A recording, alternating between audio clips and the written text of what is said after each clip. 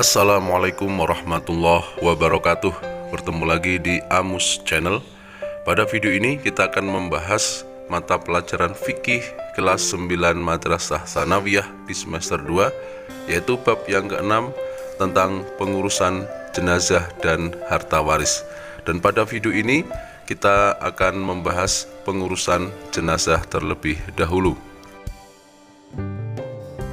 Pengurusan jenazah. 4. Menguburkan jenazah. Berikut ini tata cara mengantar jenazah ke kuburan. 1. Orang yang berjalan kaki hendaklah berada di sekitar jenazah dan orang yang berkendaraan di belakang jenazah. 2. Orang yang mengantarkan disunahkan diam dan khusyuk, tidak membicarakan keduniaan, dan hendaklah lebih banyak mengingat akan kematian. 3. Membawa jenazah ke kuburan hendaknya dilakukan dengan segera, dan ketika membawa atau memikul jenazah agar dipikul pada 4 penjuru keranda oleh 4 orang di antara jamaah dan boleh bergantian dengan orang yang lain, sebagaimana riwayat berikut. An Abdullah ibni Mas'udin, man ittaba'a jinazatan falyahmil bijiwani bisariri kulliha fa innahu minas sunnati. Riwahu Ibnu Majah.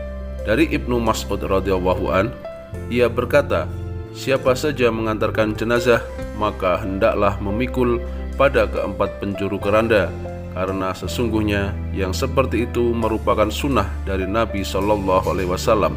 Hadis riwayat Ibnu Majah. 4.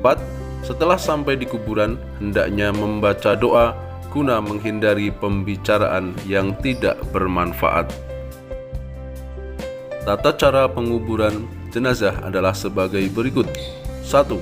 Menggali liang kubur yang dalamnya sekurang-kurangnya tidak tercium bau busuk mayat itu dari atas kubur dan tidak dapat dibongkar oleh binatang buas. Karena maksud menguburkan jenazah itu ialah menjaga kehormatan jenazah itu dan menjaga kesehatan orang-orang yang ada di sekitar tempat itu. 2. Setelah jenazah sampai di kuburan, kemudian jenazah dimasukkan ke dalam liang kubur dan ditempatkan pada liang lahat dengan posisi miring ke kanan, sehingga jenazah menghadap kiblat.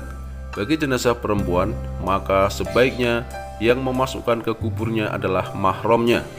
Pada saat meletakkan jenazah di liang lahat, hendaklah membaca Bismillahi wa ala millati Rasulillah, rawahu At-Tirmidzi wa Abu Dawud, dengan menyebut nama Allah dan atas agama Rasulullah.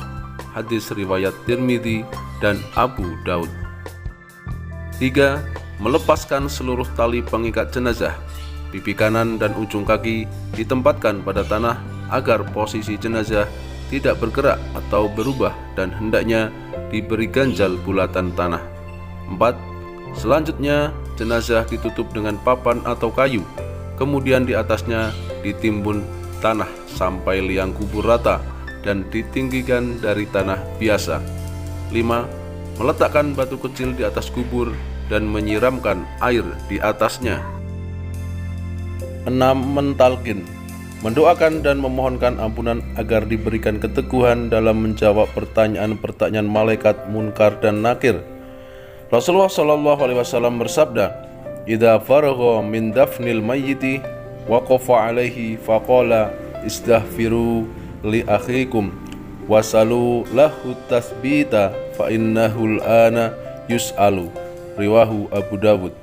Apabila selesai mengubur jenazah, Nabi Shallallahu Alaihi Wasallam berdiri di depan kubur dan bersabda, mohonkanlah ampunan untuk saudaramu dan mintakan pula agar dikuatkan hatinya karena saat ini ia sedang ditanya. Hadis riwayat Abu Dawud. Larangan yang berhubungan dengan penguburan jenazah sebagai berikut. 1.